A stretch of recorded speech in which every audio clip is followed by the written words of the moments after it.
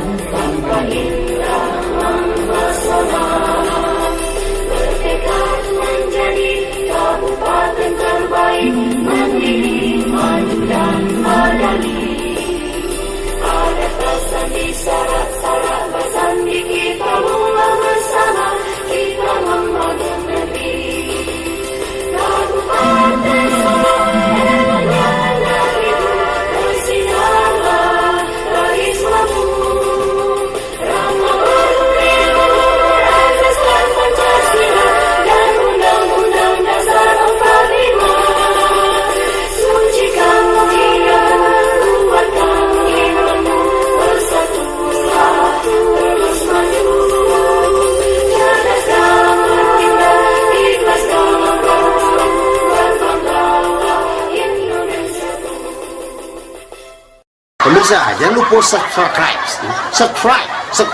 like and comment di channel Wawa. Ya, jangan lupa.